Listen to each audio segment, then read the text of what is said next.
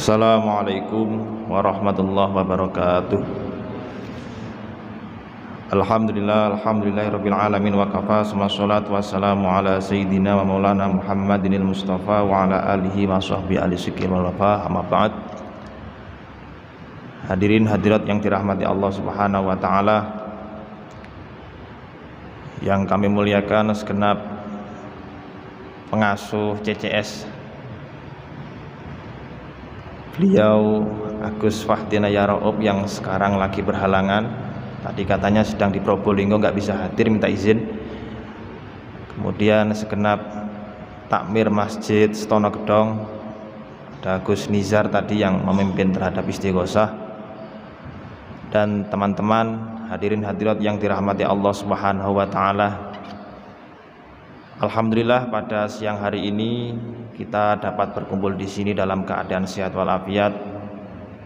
Semoga di perkumpulan ini Allah Subhanahu wa taala senantiasa melimpahkan keberkahan kepada kita semua. Amin amin ya rabbal alamin. Hadirin hadirat yang dirahmati Allah Subhanahu wa taala, tadi disampaikan temanya niku dukun apa nggih? Percaya dukun nggih. Kemarin saya di WA sama Cak Raub, nanti sampean temanya percaya kepada dukun hukumnya bagaimana, syirik atau tidak. Beliau requestnya seperti itu, saya juga ikut saja karena saya santri Lirboyo ya, kalau didhawuhi oleh Gusnya ya sam'an wa ta'atan, nggih gitu saja. Akhirnya bisa nggak bisa ya harus saya sampaikan. Semoga nanti yang menjadi pemaparan dari saya bisa bermanfaat untuk saya sendiri dan mungkin untuk panjenengan semuanya nggih. Amin amin ya rabbal alamin. Hadirin hadirat yang dirahmati Allah Subhanahu wa taala, kita mulai masuk di dalam pembahasan terkait masalah sihir.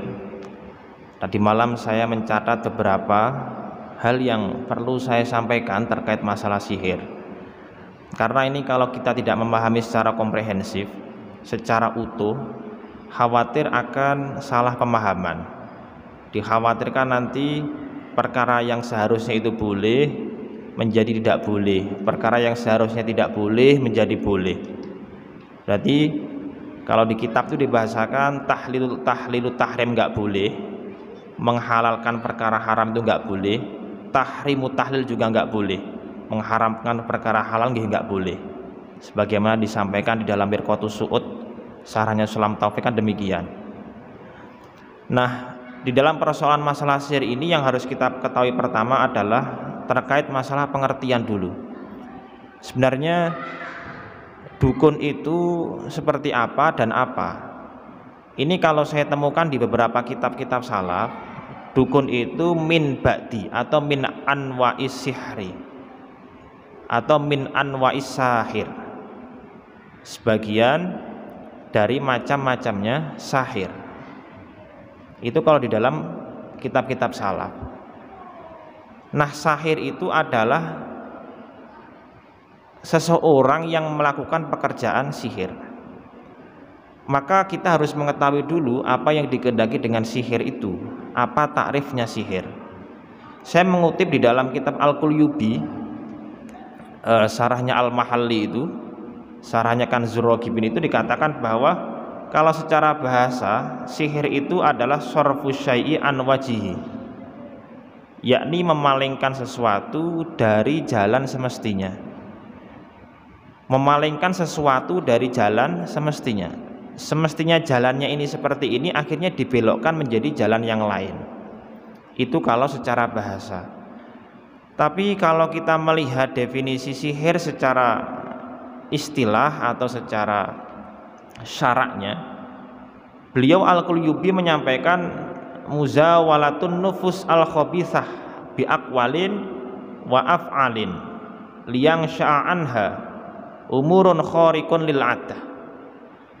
Jadi kalau saya simpulkan apa yang disampaikan oleh Al-Qulyubi di dalam Syarah Al-Mahalli itu, bahwa sihir secara istilah atau secara syara itu adalah seseorang yang mempraktekkan atau sebuah praktek tercela, baik dengan menggunakan ucapan, pekerjaan, ataupun selainnya, supaya muncul perkara-perkara yang tidak sesuai dengan adatnya, atau umurun yang khariqun lil adah, perkara-perkara yang khariqun lil adah.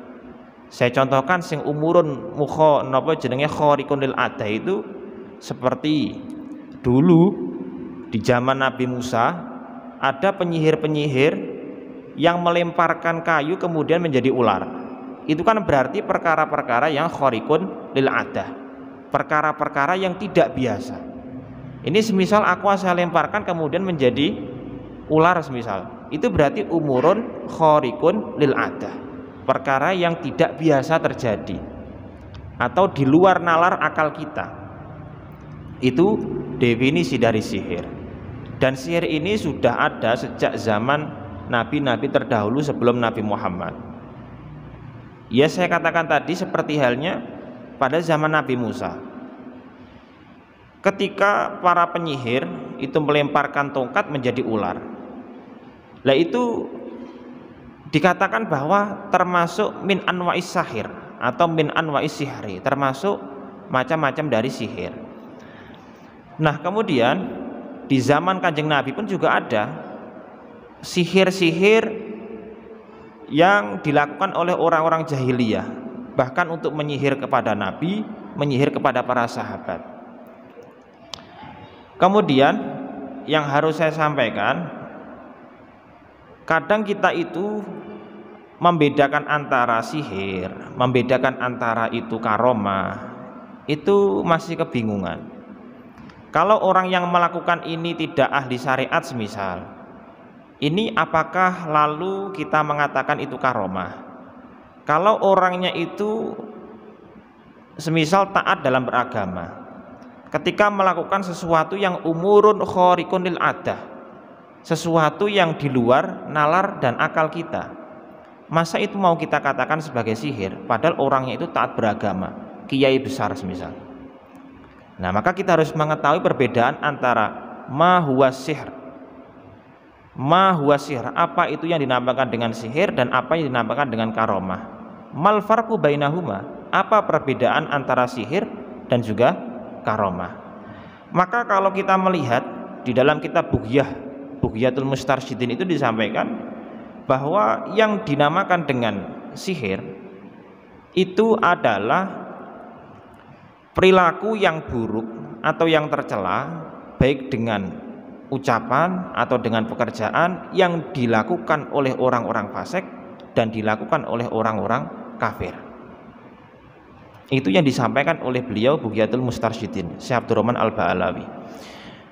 Lah, kemudian yang dinamakan dengan karomah itu juga sama, umurun khariqun lil adah, perkara yang tidak sesuai dengan nalar ataupun akal kita, khariqun lil adah. Tapi bedanya kalau yang karomah itu ala yadil wali, yang menjalankan, yang melakukan ini adalah para aulia, para kekasih-kekasih Allah. Makanya dari awal tadi itu mencoba saya giring di dalam ceritanya Nabi Musa dan para penyihir-penyihir itu. Ketika para penyihir itu melemparkan tongkatnya, melemparkan tali-tali yang kecil-kecil itu kemudian menjadi ular, Nabi Musa kemudian juga melemparkan tongkatnya, kemudian menjadi ular besar. Masa kemudian kita mau mengatakan Nabi Musa itu adalah seorang sahir, ahli sihir? Kan ya nggak mungkin. Padahal keterangan dari sihir atau takrif dari sihir sendiri adalah muzawalatun nufus al-khabithah, praktek atau sebuah pekerjaan yang tercela, pekerjaan yang buruk. Maka apa ya kita mengatakan Nabi Musa itu adalah seseorang yang melakukan perbuatan tercela? Kan nggak mungkin. Maka ada perbedaan antara sihir dan karomah. Kalau karomah dilakukan oleh para kekasih-kekasih Allah, umurun khariqun lil adah, perkara yang di luar nalar kita, perkara yang di luar akal kita, terjadi di tangan seorang kekasih Allah atau para aulia Allah. Maka dari cerita tadi itu bisa kita dapati kesimpulan bahwa Nabi Musa itu mendapatkan karomah atau bahkan mukjizat, karena tingkatan mukjizat itu lebih tinggi daripada karomah. Kalau mukjizat itu di atasnya karomah, karena mukjizat itu adalah ala yadin nabi. Yang mendapatkan mukjizat itu adalah para nabi, para rasul. Sedangkan karomah itu berada di bawahnya, di level bawahnya, yakni ala yadil auliya, yakni berada di tangan seorang kekasih Allah. Yang mendapatkan karomah itu tidak mungkin kalau tidak kekasih Allah. Maka Nabi Musa ketika melemparkan tongkat kemudian menjadi ular yang sangat besar, kemudian memakan terhadap ular-ular kecil milik seorang penyihir tadi, itu namanya mukjizat. Tapi kalau yang melakukan itu adalah seorang kekasih Allah, namanya karomah. Maka bisa kita simpulkan bahwa antara sihir dan karomah, perbedaan di antara keduanya adalah kalau sihir dilakukan oleh orang-orang yang tidak taat beragama, orang-orang yang tidak mau menjalankan syariat agama Islam, itu namanya sihir, karena muzawalatun nufus al khabithah, praktek atau pekerjaan yang ia lakukan dan pekerjaan itu dinilai pekerjaan yang buruk, dan itu dilakukan oleh orang-orang kafir atau orang-orang fasik. Namun kalau karomah itu dilakukan oleh orang-orang yang menjadi kekasih Allah, orang-orang yang taat beragama, orang-orang yang menjalankan syariat dan meninggalkan terhadap larangan-larangan syariat. Nah, itu perbedaan antara keduanya. Jadi kita tahu ketika jenengan itu semisal mau meminta doa, minta amal kepada para kiai, kemudian kiai memberikan amalan, ya sudah kamu saya kasih hizib ini, ya sudah kamu saya kasih jimat ini semisal oleh kiai itu. Maka masa kita mau mengatakan kiai itu adalah penyihir? Maka masa kita mau mengatakan bahwa kiai itu dukun? Kan ya nggak nalar bagi kita. Karena beliau adalah kekasih dari Allah, beliau adalah aulia yang menjadi kekasih Allah, di mana beliau itu adalah ahli dan taat di dalam beragama. Tapi kalau jenengan semua semisal datang ke dukun, ke munajim, semisal jenengan mengatakan, mohon maaf Pak, saya mau menikah, ini kira-kira hari yang tepat apa ya? Tolong diterawangkan, tolong dilihatkan. Oh, sampean gak oleh rabi dino Rebo, kamu gak boleh nikah hari Rabu, karena Rabu seperti ini. Nah, itu merupakan munajim, terawangan. Kalau kita sampai meyakini terhadap keberadaan itu bisa fatal akibatnya, bisa syirik.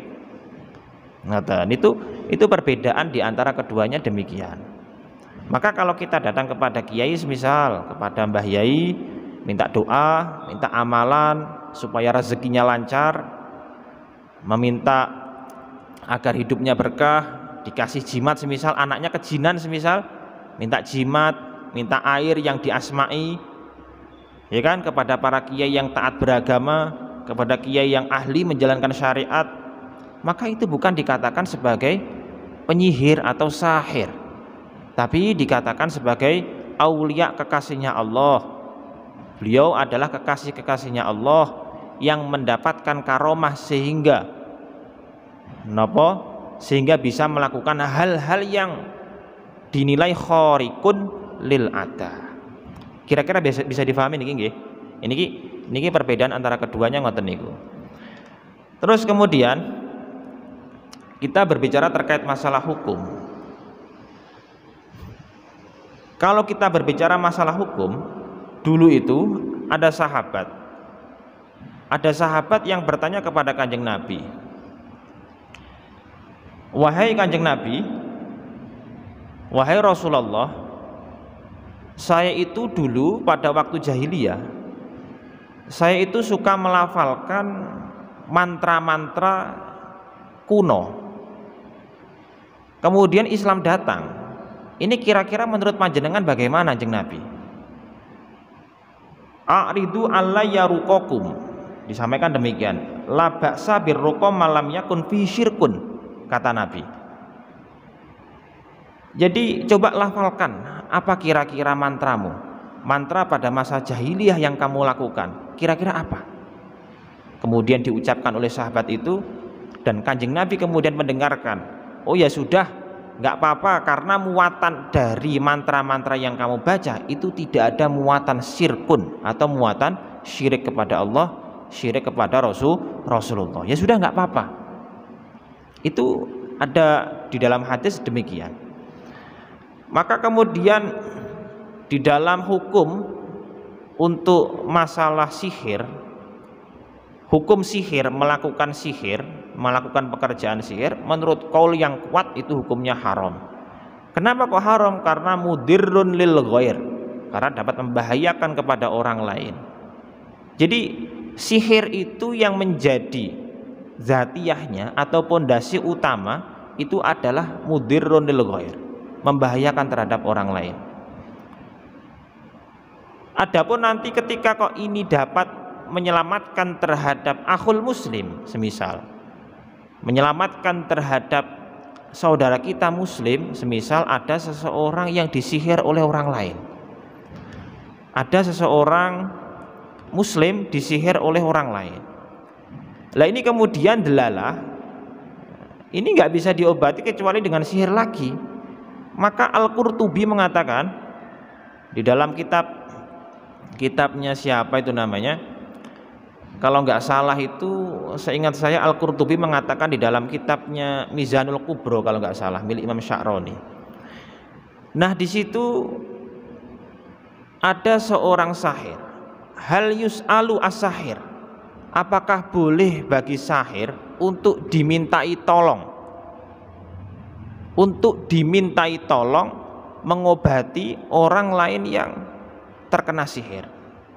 Maka menurut Al-Qurtubi itu diperbolehkan, karena ini mengandung manfaat dan mengandung kemaslahatan kepada saudara kita sesama muslim yang terkena sihir. Tapi untuk melakukan sihir, menurut qaul yang muktamad, yang kuat itu hukumnya haram. Akan tetapi ketika kok ada kemanfaatan yang demikian itu, maka diperbolehkan. Ini adapun yang disampaikan oleh beliau demikian. Maka selanjutnya terkait masalah sihir ini, yang harus kita ketahui bahwa kalau tidak ada jalan lain untuk melakukan sesuatu atau mengobati terhadap orang terkena sihir kecuali dengan menggunakan sihir tadi itu, maka boleh hukumnya untuk menggunakan sihir. Akan tetapi sihir yang dilakukan tidak mengandung unsur syirik kepada Allah dan Rasulnya. Itu harus diketahui. Sebab apa? Sebab ketika kita bertanya kepada munajim, itu Kanjeng Nabi sudah mengatakan, maka ibadah kamu tidak akan diterima selama 40 hari atau 40 tahun itu. Kan seperti itu, 40 hari atau 40 tahun itu ya. Jadi Kanjeng Nabi itu sudah mengatakan demikian. Maka ketika kita percaya kepada munajim, kita meminta bantuan kepada munajim, orang yang pinter di dalam terawangan. Lah ini ketika kita meyakini bahaya ini,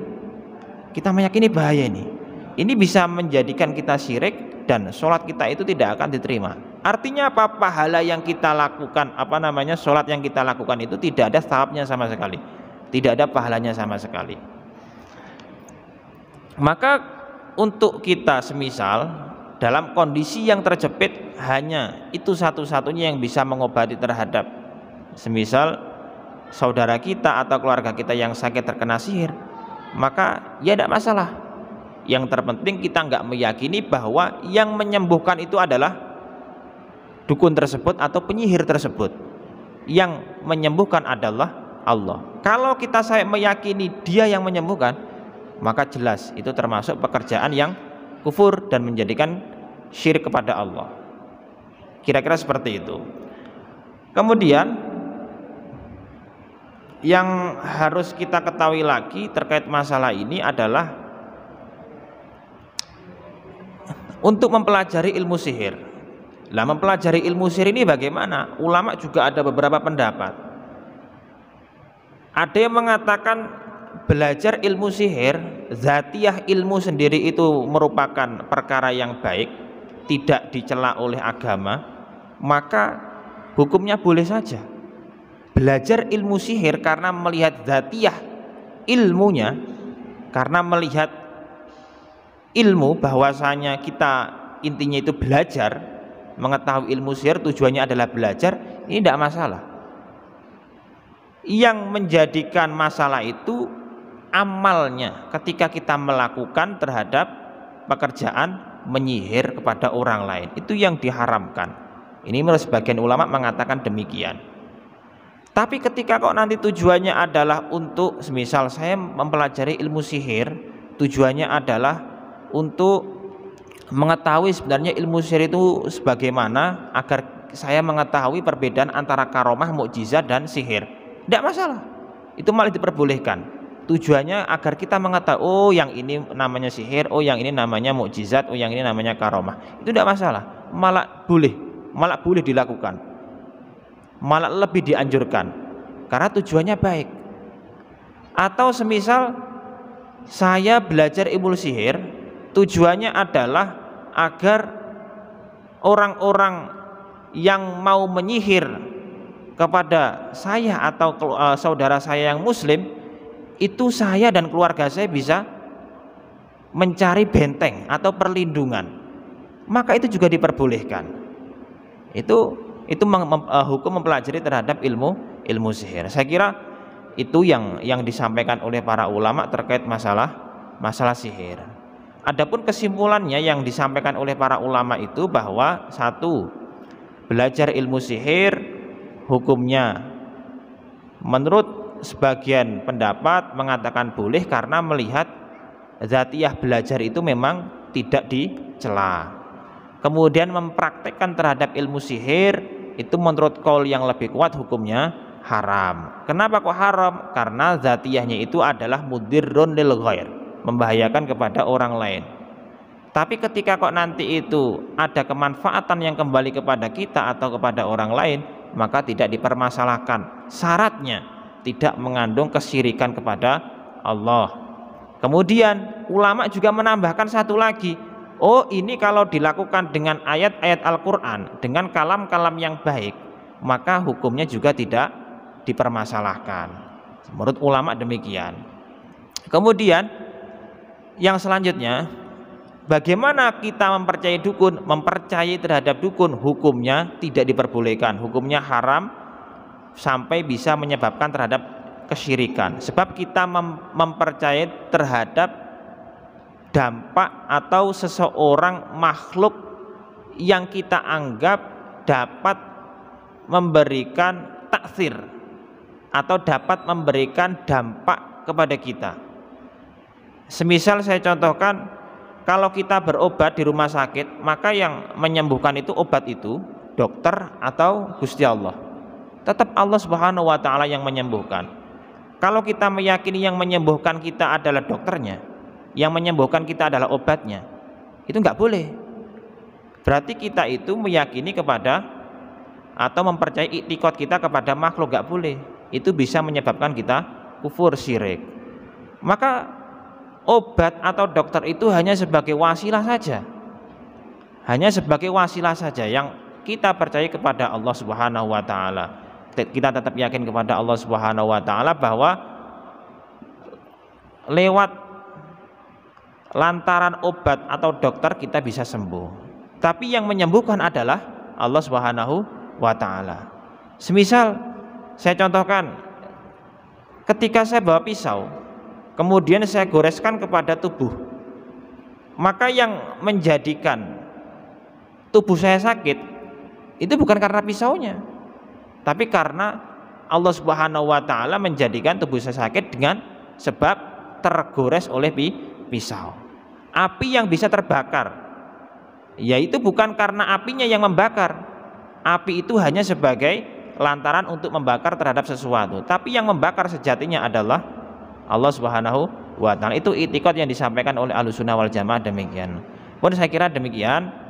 Nanti kalau memang ada pertanyaan bisa ditampung, dan kalau bisa saya jawab maka nanti ya saya jawab. Saya kira ngoten nggih. Kurang lebihnya kami mohon maaf. Assalamualaikum warahmatullahi wabarakatuh. Sing nomor setunggal riyen nggih.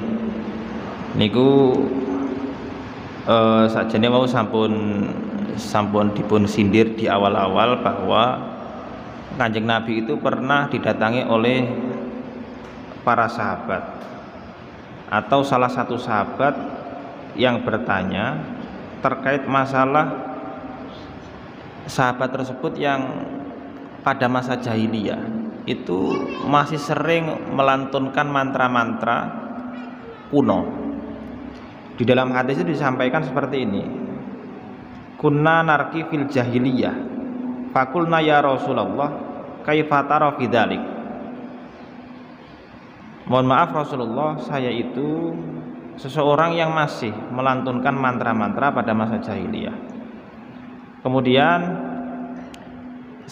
menurut panjenengan bagaimana wahai Rasulullah? Kemudian beliau berkata, a'ridu alayya ruqakum la ba'sa birruqa malam yakun fihi syirkun. Coba kamu ucapkan mantra-mantra itu seperti apa? Kalau mantra-mantra itu tidak ada muatan kesyirikan, kekufuran, maka ya wis tidak masalah. Dia mengatakan demikian. Jadi la ba'sa birruqa malam yakun fihi syirkun. Tidak mempermasalahkan beliau atau tidak bahaya untuk mengucapkan mantra-mantra yang di dalamnya tidak ada muatan kesyirikan atau kekufuran, asalkan ketika melakukan hal demikian tidak sampai meyakini bahwa yang memberikan dampak atau yang menjadikan hal baik tersebut itu bukan mantra tersebut, tapi tetap kita meyakini bahwa yang memberikan dampak itu adalah Allah Subhanahu wa ta'ala. Kemudian di dalam kitab Asy-Syarwani juga disampaikan bahwa Sayyid Umar itu mengatakan wala ba'sa bihalli sihri bi syai'in minal qur'ani wa dzikri wal kalamil mubah. Sayyid Umar itu mengatakan bahwa hukumnya boleh-boleh saja untuk mengurai sesuatu dengan atau melepaskan sihir ngoten mawon enake. Melepaskan sihir atau menapa bahasa niku? Mengurai seseorang yang terkena sihir dengan sesuatu atau dengan lantaran Al-Qur'an atau dengan lantaran zikir atau dengan lantaran kalam-kalam yang tidak mengandung unsur syirik atau unsur kekafiran. Sehingga yang ditanyakan seperti itu, maka boleh-boleh saja kalau kalamnya itu tidak mengandung unsur kesyirikan atau unsur kekafiran. Ketika tidak menyekutukan kepada Allah dan kepada Rasulullah, maka boleh-boleh saja diucapkan asalkan tidak meyakini dampak tersebut itu dari napa jenenge perkara tadi, akan tetapi dampak yang dihasilkan itu dari Allah. Kalau sampai meyakini saya melemparkan garam di langit-langit rumah supaya hujannya berhenti, saya meyakini itu nggak boleh, itu dapat menyebabkan kekufuran atau kesyirikan. Kita meyakininya tetap Allah Subhanahu wa ta'ala yang akan menjadikan dampak tersebut. Kalau tidak hujan ya berarti karena Allah Subhanahu wa ta'ala.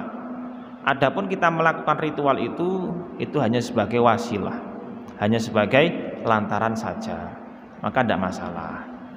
Terus kira-kira bisa difahami Mas G? Untuk selanjutnya, pawang hujannya itu kira-kira melafalkan mantra-mantranya itu mengandung unsur kesyirikan atau tidak. Kalau mengandung unsur kesyirikan, kekufuran, maka tidak boleh kita menggunakan jasa pawang hujan. Tapi ketika kok tidak ada unsur kesyirikan, unsur kekafiran, maka boleh bagi kita untuk menggunakan jasa pawang hujan, asalkan kita tidak meyakini terhadap pawang hujan itu. Nanti tidak hujan, oh ini hebat sekali nih pawang hujan. Akhirnya ketika mengatakan demikian seakan-akan kita itu meyakini yang memberikan dampak tidak hujan tadi adalah pawang itu. Maka nggak boleh seperti itu. Kita tetap meyakini yang memberikan dampak adalah Allah Subhanahu wa ta'ala. Adapun pawang hujan itu hanya sebagai perantara saja. Ya syaratnya demikian itu. Yang terpenting malam yakun lahu syirkun. Kalau mantra-mantra itu tidak mengandung unsur kekafiran atau unsur kesyirikan maka boleh. Apalagi bi kalamil Quran, apalagi bi zikri, dengan lantaran kalam-kalam Al-Quran atau dengan lantaran zikir-zikir atau dengan kalam-kalam yang baik, maka justru lebih diperbolehkan lagi. Seperti halnya kalau kita membaca kitab Syamsul Ma'arif itu, ya kan, karangannya para ulama. Di situ kitab-kitab hikmah disampaikan, kitab Ad-Dairabi, Mamba'u Usul Hikmah itu juga sama, kitab-kitab yang menjelaskan tentang hikmah-hikmah atau ilmu hikmah, ilmu sirri. Ya seperti halnya cara mengobati orang sakit yang seperti ini maka bagaimana, doanya seperti apa, ritualnya seperti apa. Itu karya dari para ulama, ulama besar. Maka walaupun itu demikian, tetap kita itu tidak boleh meyakini karena amalan kita itu yang menjadikan kita itu sembuh dari penyakit semisal demikian. Yang kita yakini tetap bahwa yang memberikan kesembuhan itu hanya Allah Subhanahu wa taala. Adapun amalan-amalan seperti tadi itu hanya sebagai wasilah atau lantaran kita bisa disembuhkan oleh Allah Subhanahu wa taala. Itu saya kira kalau nggak tahu ada dilalahnya. Karena nggak mungkin nggih dibatuin niku enten label halal, enten label haram nggih mboten mungkin. Nggih to? Nah, maka bagaimana kita itu mengetahui ada dilalahnya, ada korenahnya? Kira-kira pawang itu sholat apa gak? Kira-kira pawang niku sregep nglakoni syariat napa mboten? Kira-kira pas poso niku sering mokel napa mboten? Kira-kira sregep jamaah mboten? Sregep nglakoni syariat mboten? Carane enten larangan teko Gusti Allah dilanggar napa mboten? Itu merupakan korenah yang bisa kita ketahui.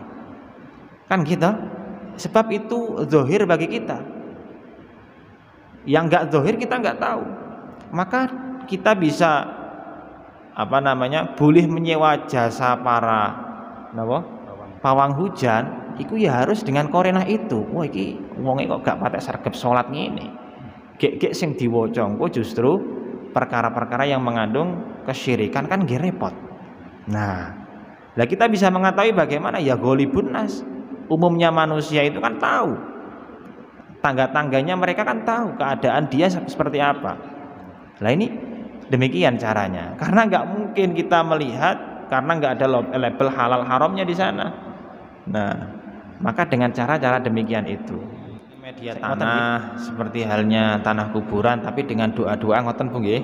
Enten doa-doa yang bikalamil Al-Qur'an atau dengan disertai teks-teks yang ada di dalam Al-Qur'an niku mboten napa-napa. Nggih niku wau tetep intinya niku wau. Sing penting malam yatadhamman lahu syirkun.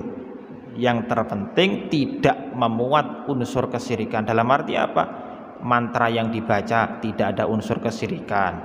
Kita tidak meyakini terhadap mantra tersebut atau tanah yang dipakai untuk ritual tadi itu. Andaikan sudah memenuhi syarat-syarat tersebut ya sudah, tidak masalah. Lawang sahabat saja ketika tanya kepada Kanjeng Nabi masih melantunkan mantra-mantra pada masa jahiliyah, Kanjeng Nabi diam saja, tidak masalah, tidak mempermasalahkan. Yang terpenting malam yatadhamman lahu syirkun. Yang terpenting tidak ada muatan unsur kesyirikan. Nah, unsur kesyirikan itu ya bisa kita petak-petakkan menjadi satu. Unsur kesyirikan yang ada pada mantranya itu jelas. Kemudian bagi kita yang meminta, kalau kita meminta meyakini dia, ya sudah itu nggak boleh. Atau kemudian kita bisa melihat pekerjaannya itu kira-kira sampai memuja dan mengkultuskan terhadap itu atau tidak. Kalau sampai memuja dan mengkultuskan terhadap hal tersebut maka bisa dikatakan sebagai syirkun. Ini saya kira ngoten mawon. Tapi kalau apalagi tadi itu mengambil tanah kemudian dibacakan ayat-ayat Al-Qur'an, dibacakan zikir, didoakan, maka saya kira itu tidak masalah, diperbolehkan saja. Yang terpenting kitanya yang meminta bantuan kepada orang tersebut, tidak meyakini jenis dampaknya dari dia, tetap dampaknya dari Allah Subhanahu wa taala. Dene nanti itu akan manjur atau tidak, yaitu urusan Gusti Allah. Jangan sampai nanti kemudian kita lho kok wong iki kok dongane wis kadung ritual koyok ngene ora enek bedane. Lho berarti kita itu kayak meyakini itu yang menjadi penyebabnya, itu yang memberikan dampak. Ya kita harus menata terhadap hati kita agar iman kita itu tetap kepada Allah Subhanahu wa taala kuat. Kita meyakini yang memberikan dampak itu adalah Allah Subhanahu wa taala. Dene nanti perkara itu akan hasil atau tidak, ya namanya ikhtiar. Allah mau mengabulkan atau tidak, ya urusan Allah Subhanahu wa taala. Yang terpenting ikhtiar kita sudah wujud. Kan demikian. Pun ngoten Bu nggih. Itu hanya bahasa nganu nggih, bahasa yang sama sebenarnya, tapi cuma beda bahasa mawon kados sing ngoten nggih.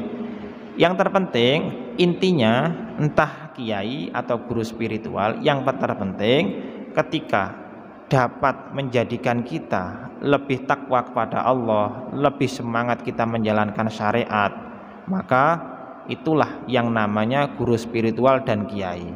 Kalau kok nanti seseorang semisal ingin kita ke tempatnya orang guru spiritual semisal, tapi tidak ada muatan yang mendorong kita untuk semakin takwa kepada Allah, untuk semakin kita semangat menjalankan syariat agama, yaitu namanya guru spiritual atau kiai palsu, gitu. Nah, namanya guru spiritual atau kiai itu yang mengarahkan kita ke jalan yang benar, menguatkan terhadap iman kepada Allah dan menjalankan syariat agama Islam. Ini yang namanya guru spiritual asli dan kiai yang asli. Sebenarnya antara guru spiritual sama kiai ini nggih sami mawon, cuma beda bahasa. Yang terpenting intinya itu. Kalau tidak dapat mengarahkan kita untuk menuju ke jalan yang lebih baik, lebih benar, ya itu namanya bukan guru spiritual. Atau bahkan malah menjerumuskan kita ke jalan kekufuran, ke jalan keburukan. Nah itu bukan guru spiritual, bukan malah mengarahkan kepada kita, malah menjerumuskan. Ngoten Bu nggih. Niki guru spiritual atau guru untuk belajar Bu niki? Oh ngoten nggih. Dalam kajian-kajian kan. Walah ngoten. Nggih. Lek guru yang baik untuk kita, yang harus kita ikuti adalah guru yang memiliki sanad sampai Rasulullah. Ilmunya niku loh yang harus memiliki sanad sampai Rasulullah. Kalau ilmunya itu tidak memiliki sanad sampai Rasulullah, ya itu berarti guru atau muallim yang palsu. Jangan-jangan mereka malah justru mengarahkan kita kepada jalan keburukan, bukan malah mengarahkan kita kepada jalan kebaikan. Harusnya mereka itu memerintahkan kita untuk melakukan perkara baik, malah justru mereka itu memerintahkan kita ke jalan yang buruk. Karena nggak ada sanadnya. Kayak kita mau belajar Al-Quran, maka harus ada sanadnya. Lah kita tahu bacaan ikhfa bagaimana, bacaan idgham bagaimana, idhar bagaimana. Kalau nggak dari guru-guru kita, dari mana? Lah guru kita dari gurunya lagi dari gurunya lagi sampai Rasulullah. Kalau nggak ada sanad keilmuannya, ya sudah, jangan diikuti. Lah yang jelas-jelas guru memiliki sanad keilmuannya adalah guru-guru yang jebolan dari pondok pesantren seperti halnya pondok pesantren salaf kayak Al-Islah, Lirboyo, kemudian pondok Salafiyah. Itu kan jelas kita melihat figur kiainya, oh ini jebolan pondok pesantren Al-Islah, oh jelas ini Ahlussunnah wal Jamaah, sanad keilmuannya jelas. Oh ini ternyata santri dari pondok pesantren Lirboyo. Kita melihat figur kiainya sudah langsung percaya. Oh, berarti sanad keilmuannya jelas. Kan demikian. Kita bisa melihat seperti itu. Lah, tapi kalau kita melihat nuwun sewu sekali. Semisal ada guru yang kemudian mengajarkan ilmu agama tanpa ada sanad keilmuan yang jelas. Semisal ada ustadz yang mengisi kajian, Itu ustadz siapa ya? Backgroundnya kita nggak tahu, kemudian kita nggak tahu dia dari mana. Lah itu kita masih sanksikan, apakah nanti itu muatannya justru mengarahkan kita kepada jalur kebaikan atau tidak? Jangan-jangan nanti justru mengarahkan kita ke jalur yang buruk, karena tidak mengetahuinya kita kepada dia sanad keilmuan yang jelas. Maka penting sekali bagi kita untuk mencari guru dengan sanad keilmuan yang jelas. Kalau nggak ada sanad keilmuan yang jelas, wah repot itu. Justru menjerumuskan kepada kita. Ngoten Bu nggih, sampun dereng. Sampun nggih. Niku jane terkait masalah perjinan ngeten niku kula mboten patek paham jane. Tapi tiang sepakulo niku terkenal niku Kiai Suwuk. Terkenal niku ngoten. Tapi saya sendiri itu nggak paham terkait masalah perjinan itu.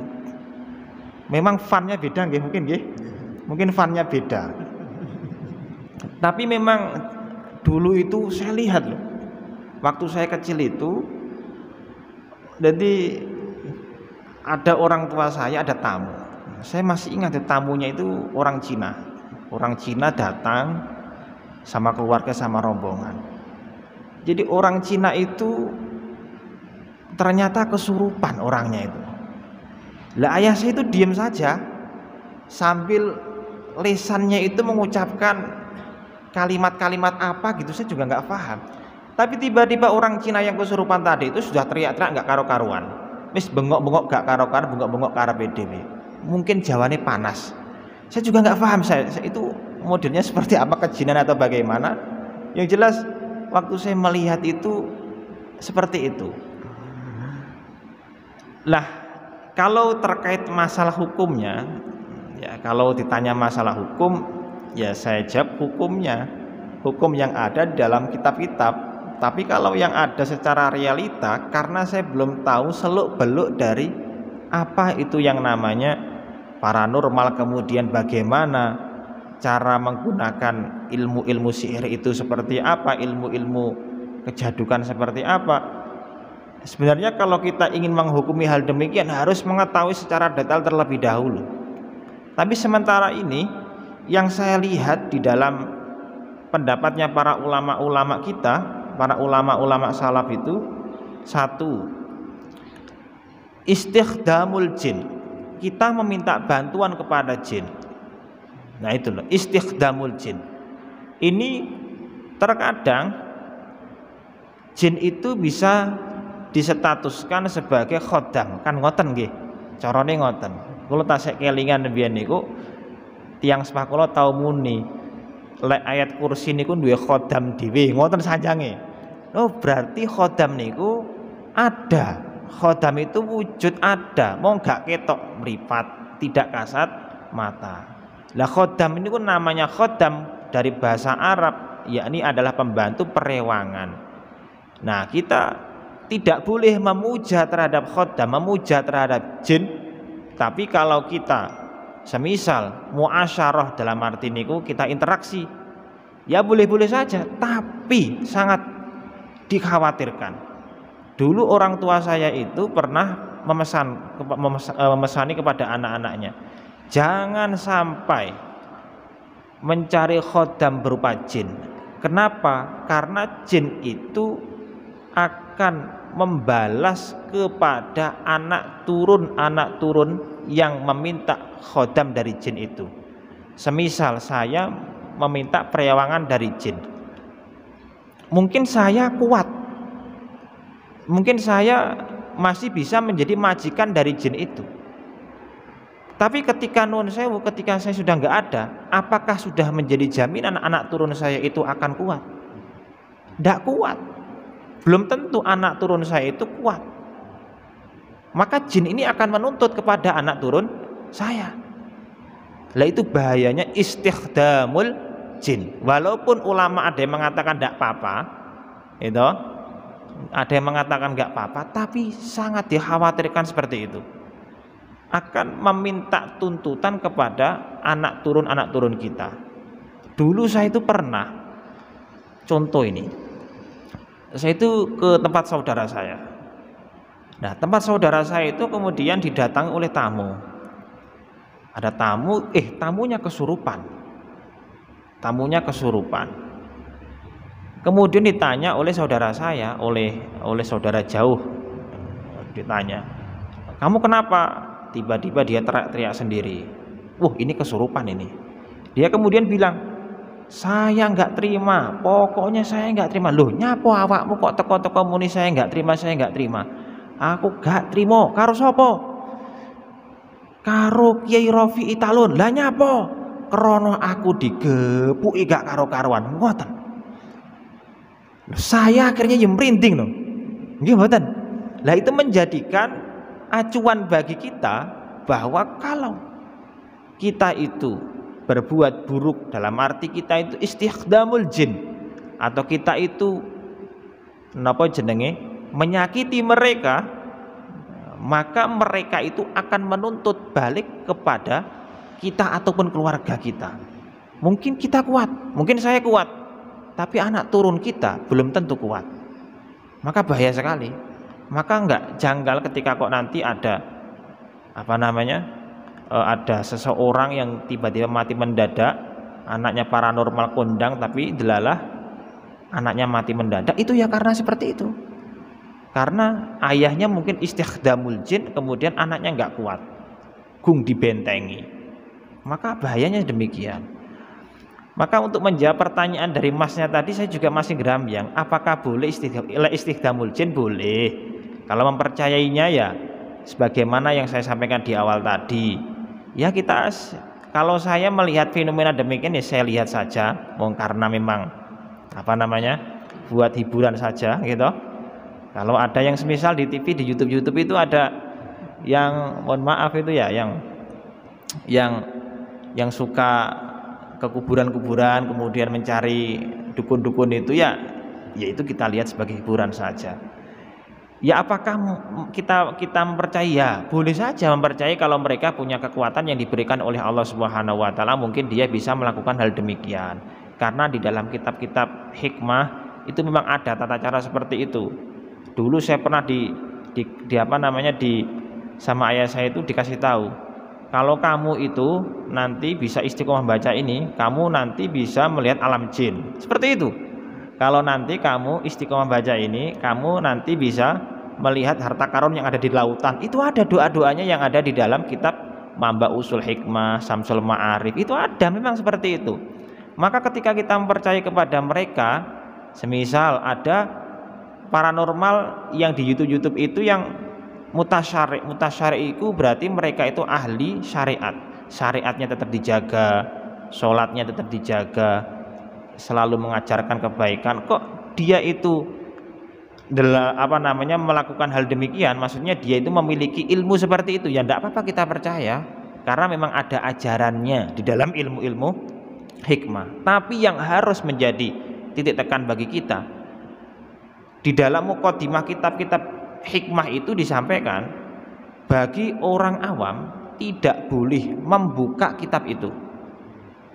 Bahkan dulu Mbah Ahmad Idris Marzuki oleh Mbah Marzuki belum boleh membuka kitab Samsul Ma'arif.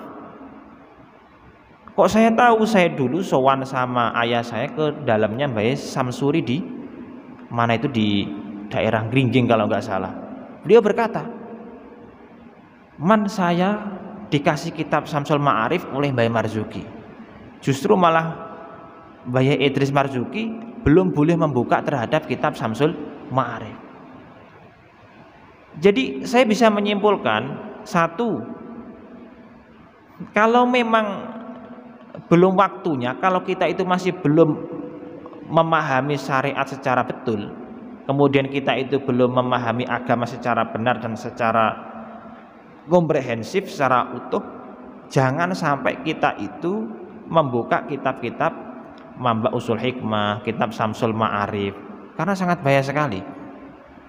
Nggak boleh kita membuka kitab itu sebelum kita itu kuat, dibentengi dulu, kita memiliki syariat yang kuat.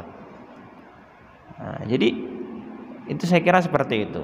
Makanya dulu itu Mbah Marzuki itu ketika memberikan kitab Samsul Ma'arif kepada Mbah Yai Samsuri yang ada di Gringging itu sekarang, karena sekarang insya Allah sudah meninggal kalau nggak salah itu beliau juga melihat porsinya, oh kira-kira kitab ini yang cocok dibuka oleh beliau Mbah Yai Samsuri.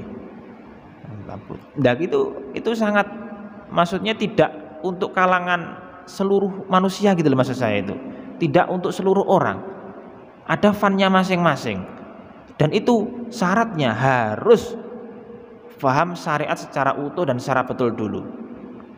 Ini yang harus kita ketahui, tidak untuk seluruh orang. Dan ketika kok ingin membuka kitab itu maka harus paham syariat secara utuh. Ya kayak cerita tadi itu, Mbah Marzuki saja tidak memberikan kepada Mbah Yai Ahmad Idris Marzuki, tapi malah memberikan kepada Mbah Yai Syamsuri karena memang fannya beda. Oh berarti cocoknya ini kepada Mbah Yai Syamsuri, kitab Mambaul Husul Hikmah atau Samsul Ma'arif itu. Lah kok kita kemudian ingin membuka kitab itu belajar, ya kita harus paham syarat secara utuh dulu. Kita paham agama dulu, kita sholatnya kita tata dulu, kita jaga puasanya, ibadah-ibadah kita tata dulu. Setelah itu kalau sudah, baru kita sowan ke kiai minta ijazah kitab itu, boleh. Jangan kemudian kita membuka sendiri kemudian mengamalkan tanpa ada mujiznya, bahaya. Kenapa kok bahaya? Kadang orang yang mengamalkan terhadap ilmu-ilmu atau amalan-amalan yang tidak ada gurunya itu bisa menyebabkan dia itu gila. Ada yang otaknya itu tidak sempurna, gak kuat, maka harus ada bimbingan dari kiai-kiai yang memang paham betul tentang ilmu itu. Saya kira demikian, semoga bermanfaat, dan mungkin kalau ada kurangnya kami mohon maaf yang sebesar-besarnya. Waktu saya kembalikan kepada moderator. Dengan doa nggih, semoga apa yang menjadi pertemuan kita pada siang hari ini bisa bermanfaat dan diberkahi oleh Allah Subhanahu wa taala. Al-Fatihah. A'udzubillahi minasyaitonir rajim. Bismillahirrahmanirrahim. Alhamdulillahirabbil alamin arrahmanirrahim maliki. Iyyaka na'budu wa iyyaka nasta'in ihdinas siratal mustaqim siratal ladzina an'amta 'alaihim ghairil maghdubi 'alaihim waladdallin. Amin. Bismillahirrahmanirrahim. Alhamdulillahirabbil alamin hamdan syakirin hamdan na'imin hamdan yuafi ni'amaka kafi mazidah ya rabbana lakal hamdu kama yanbaghi li jalali wajhika wal 'azimi sultanik. Allahumma shalli wa sallim wa barik ala sayyidina Muhammad salatan tunjina biha min jami'il ahwal lafat wa taqdiruna bi jami'il hajat wa tutahhiruna biha min jami'is sayyi'at wa tarfa'una bi indaka 'ala darajat wa tuballighuna bi aqsal ghayat jami'il khairat wal haid ba'da lamat. Allahumma ja'alna wa auladana wa dzurriyyatina min ahlil ilmi wal khair wa la taj'alna wa iyyahum minasyarri wad dair. Rabbana dzallamna anfusana wa illam taghfir lana wa tarhamna lanakunanna minal khasirin. Rabbana atina fid dunya hasanah fil akhirati hasanah wa qina adzabannar. Sallallahu ala sayyidina Muhammadin nabiyil ummi wa ala alihi washabbihi wasallam. Subhana rabbika rabbil izzati amma yasifun wa salamun alal mursalin walhamdulillahi rabbil alamin. Al-Fatihah.